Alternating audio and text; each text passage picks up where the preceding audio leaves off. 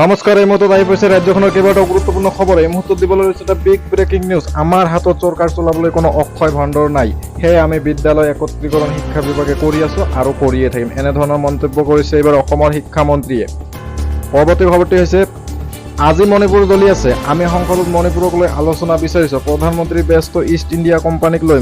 কংগ্ৰেছৰ সভাপতি মাল্লিকাৰ্জুন খাৰ্গে এনেধৰণে মন্তব্য কৰিছে, প্ৰধানমন্ত্ৰী ব্যস্ত ইষ্ট ইণ্ডিয়া কোম্পানীক লৈ। পৰৱৰ্তী খবৰটি হৈছে, ট্ৰিপুল মাৰ্ডাৰৰ সংঘটিত কৰা নাজিবুৰক আৰক্ষীৰ জিম্মালৈ 10 দিনৰ আৰক্ষী জিম্মালৈ প্ৰেৰণ কৰা হৈছে হত্যাকাৰীক। গোলাঘাট ন্যায়িক আদালতত হাজিৰ কৰা হৈছিল নাজিবুৰক। সোমবাৰে নাজিবুৰে সংঘটিত কৰিছিল লমমৰ্ষক হত্যাকাণ্ড। পত্নী শহুৰ শাহুক নৃশংসভাৱে হত্যা কৰিছিল নাজিবুৰে। পৰৱৰ্তী খবৰটো হৈছে, দিছপুৰৰ গণেশ মন্দিৰৰ সমীপত সংঘটিত হয় এক চুৰিকাণ্ড। এখন ইনোভা বাহনৰ পৰা চুৰি কৰি লৈ যায় 2 লক্ষাধিক টকা। পৰৱৰ্তী খবৰটি হৈছে, এক গোপন সূত্ৰৰ পম খেলি দি আজি পুৱা শৈলমাৰী আৰক্ষী চকীৰ ভাৰপ্ৰাপ্ত বিষয়া আশিত ৰেজাৰ নেতৃত্বত আৰক্ষীৰ এটা দলে কালাহাট অঞ্চলৰ পৰা AS16B5508 নম্বৰৰ চেণ্ট্ৰ বাহনৰ পৰা 5 কুইণ্টেল 73 কেজি গো মাংস উদ্ধাৰ কৰে।